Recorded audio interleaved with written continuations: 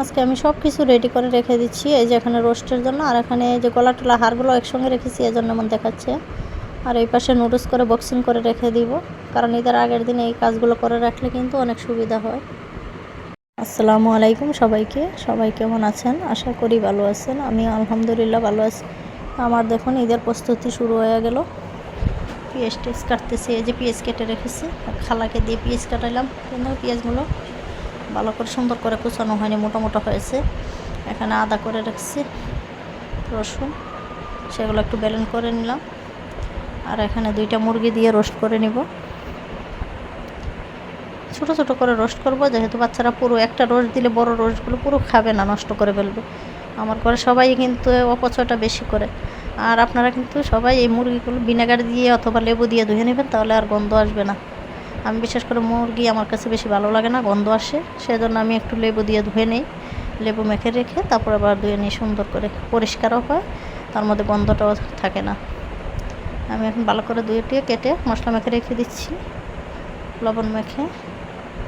তারপরে ওখানে একটু নুডলসটা করে নিচ্ছি, কারণ নুডলস এগুলো আমি আগে একটু করে ডিপে রেখে দিই, কারণ একদিনে এত কাজ করা কিন্তু আমার পক্ষে সম্ভব হয় না, কষ্ট হয়ে যায়। আর ঈদের দিন এত কাজ করতেও কিন্তু ভালো লাগে না। সেই জন্য আমি ছেলের জন্য, আমার বড় ছেলের পছন্দ নুডলস, সেই জন্য একটু নুডলসটা করে নিচ্ছি, করে সুন্দর করে বক্সিং করে রেখে দিব।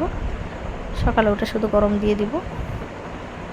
যতটুকু পারা যায় আগের দিন একটু করে রাখলে আমার মনে হয় যে আমাদের মেয়েদের জন্য কিন্তু অনেক হেল্প হয়। আর একদিনে সব কাজ করতে গেলে কিন্তু খুবই কষ্ট হয়ে যায়। সেজন্য এই যে আমি এখন নুডলসটা করে নিচ্ছি।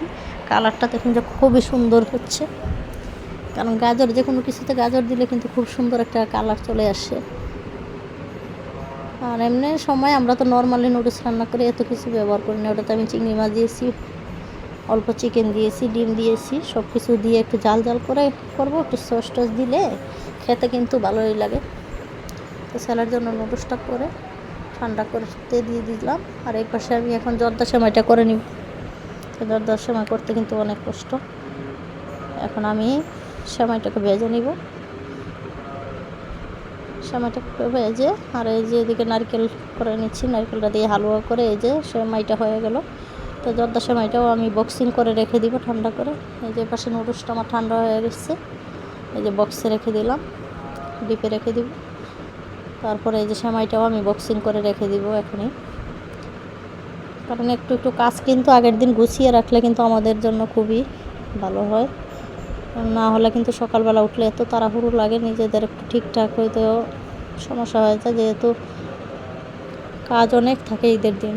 পোলাও, রোস্ট, গরু মাংস, তারপরে অনেক মেহমান আসছে সালাম করতে, সমস্যা হয়ে যায়। তো ওগুলো বক্সিং করে রেখে দিয়ে এখন আমি রোস্টটাও রেডি করে নিচ্ছি,